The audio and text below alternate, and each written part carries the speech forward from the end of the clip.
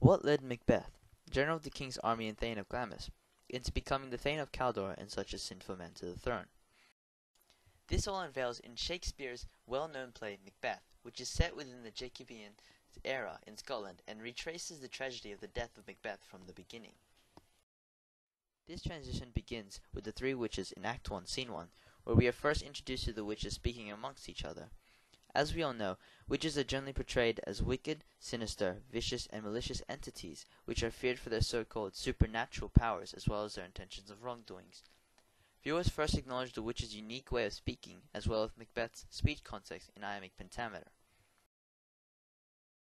Shakespeare displays definite differences between the witches and the rest of the characters within the play.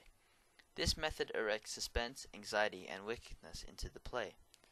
Towards the end of this scene, the witches agree to meet with Macbeth and introduce their infamous line of "fair is foul, and foul is fair," which leads viewers into believing that something unnatural and evil will occur towards Macbeth throughout the play. The witches play the salient role as being plot devices, which is anything within the play that leads the plot to advance. The witches tell Macbeth the prophecy that he will become king, and because of this microcosmic message, Macbeth becomes overly ambitious and egotistical to actually becoming king, which leads him into having the murderous intent of committing regicide by killing King Duncan for the throne, but is later intervened when he finds out that Malcolm has been announced into becoming the Prince of Cumberland. In this time, Macbeth sees this as a step in which he must fall down or else overleap. The only reason as to why Macbeth wishes to do something about Malcolm becoming the Prince of Cumberland is because of the prophecies that Macbeth had been told by the witches. This shows that due to the appearance of the witches to Macbeth and the prophecies that they had bestowed upon him, Macbeth had been led astray and transformed into becoming a disloyal servant towards King Duncan. Also, without the appearance of the witches, Macbeth would have never become king. Though the witches rarely physically appear throughout the play, their presence still lingers within Macbeth's thoughts.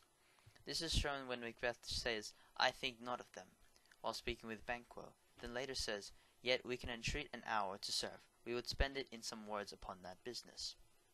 Though it can be seen that the witches coerced Macbeth's mind into becoming king, this is false because the three witches did not coerce Macbeth into becoming king, but implanted the idea of him being king, which deceived Macbeth onto the false assumption of him being destined to take the throne, which ultimately caused him to make all those reckless and implacable thoughts and actions throughout the play. An example of this can be seen in Macbeth's second encounter with the three witches, where before he arrived, the witches chant, "Double, double, toil and trouble, fire burn, and cauldron bubble." This quote displays that the three witches plan on causing mayhem and mischief towards Macbeth. This idea is later reinforced when the witches tell Macbeth, "The power of man, for none of woman born shall harm Macbeth," which leads Macbeth to obtaining a false sense of security and invincibility, making him believe that he's invincible against any who oppose him. This belief and sense of security led Macbeth to becoming overly confident during the battle against the English, and thus leading to his death. I believe that the presence of spirituality and the supernatural within the play had a massive impact upon the affection of the audience.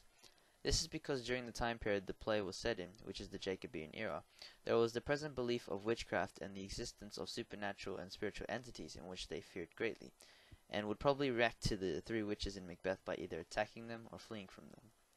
This also rises the dark atmosphere which sets the mood, causing the audience to be anxious and wary of their surroundings as the events unfold within the play.